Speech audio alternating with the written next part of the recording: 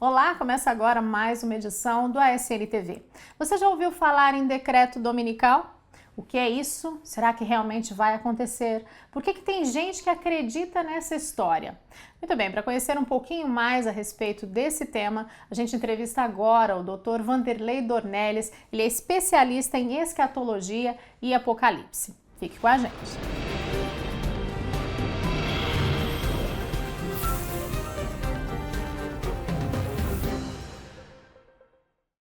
Pastor Vanderlei, obrigada por aceitar o nosso convite, estar aqui com a gente. Pastor, o que é o decreto dominical? Bom, o decreto é uma lei e esse conceito já vem de muito tempo entre não só os adventistas, mas os cristãos. Esta é uma previsão de um acontecimento, um momento de intolerância que deverá tomar lugar no clímax, né, dos acontecimentos proféticos.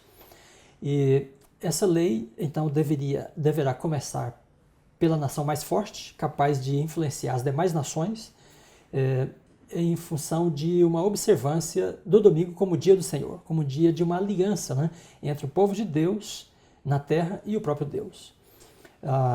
Entre os adventistas, a compreensão do decreto dominical vem do meio do século XIX, né, quando os adventistas entenderam, através do Apocalipse, que há uma previsão de um momento de intolerância no final dos tempos, de acordo com o Apocalipse 13, a partir do verso 11.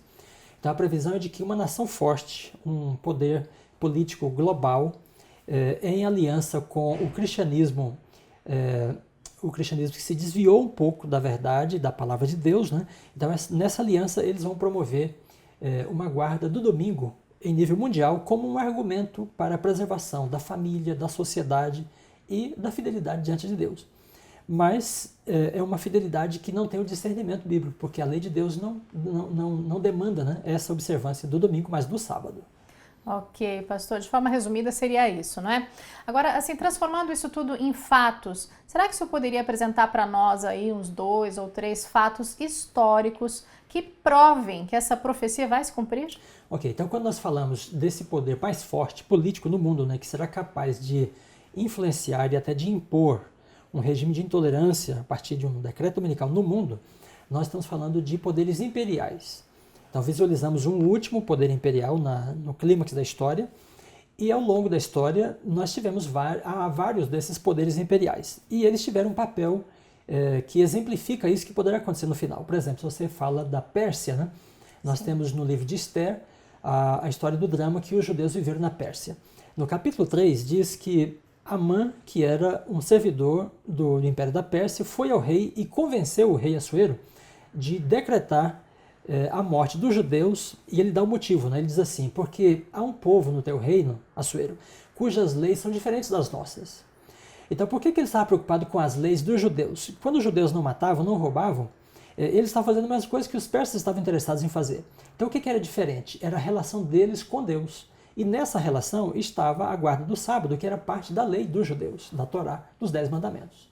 Depois nós temos o Império Romano, que em 323 faz também um decreto em função de uma guarda do domingo, né, em desprestígio do sábado. Então nós temos 2 grandes impérios que decretaram diretamente contra o povo de Deus que guardava a lei de Deus, e o decreto deles tinha a ver com uma substituição do dia de Deus, do dia que é a aliança, né, entre o povo de Deus e Deus na sua lei.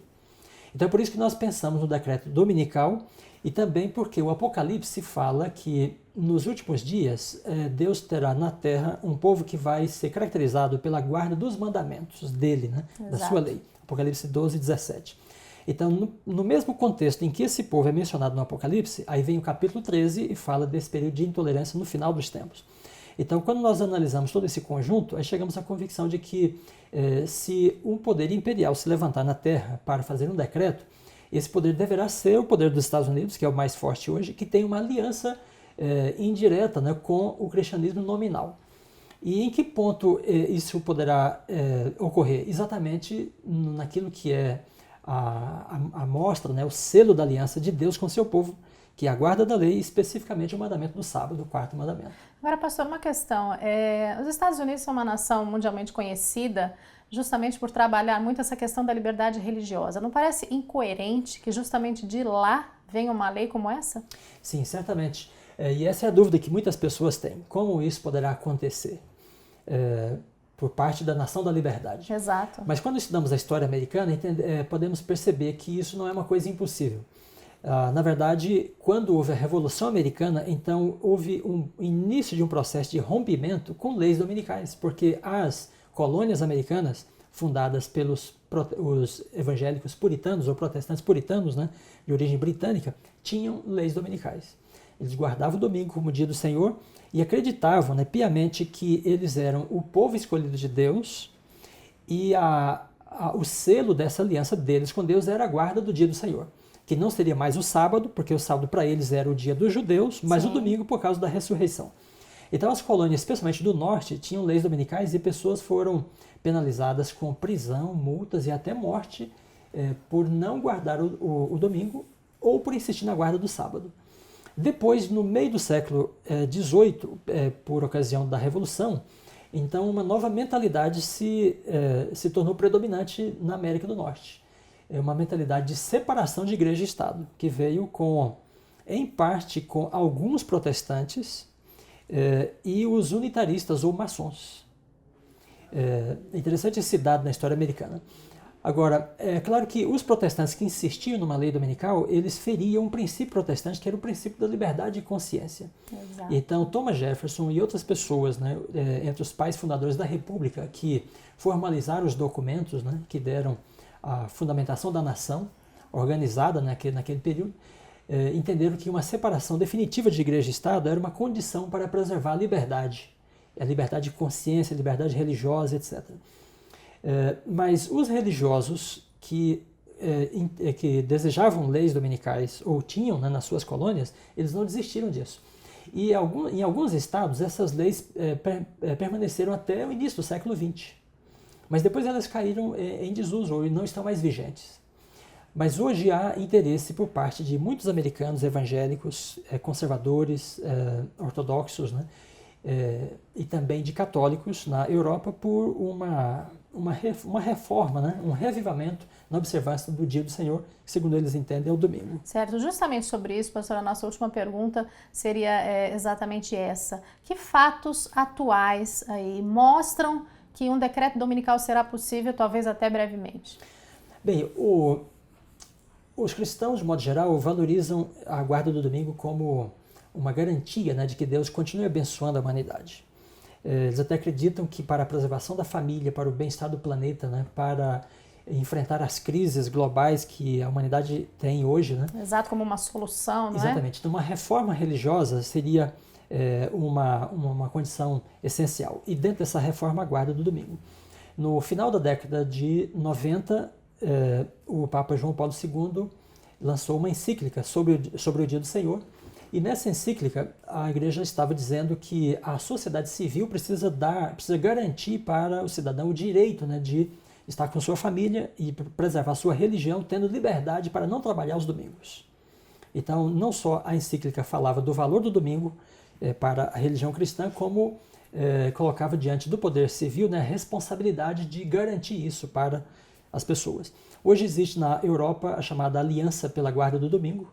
Ela também tem seus reflexos. Tem sido bem noticiado, inclusive, né? Quem acompanha pela internet. Ela tem seus reflexos também nos Estados Unidos, por parte dos protestantes e evangélicos, de modo geral, que também tem interesse, né, por um dia especial em que o mercado feche, né, e todas as pessoas estejam à disposição para buscar a Deus, para conviver com a família, né, e buscar a preservação dos valores cristãos.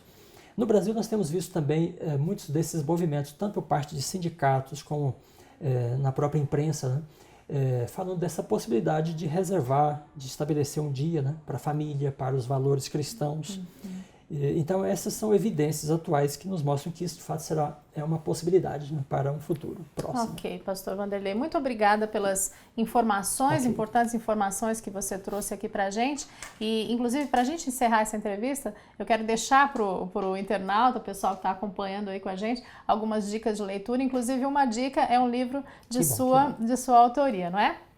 Para a gente fechar, então, o nosso bate-papo aqui sobre esse assunto que você viu que é extremamente extenso, né? Nós poderíamos ficar horas aqui conversando a respeito desse assunto, mas o nosso tempo não permite. Eu quero deixar, então, para você 2 dicas de leitura. Vai aparecer agora na tela para você. Uma é o livro O Último Império, de autoria do Dr.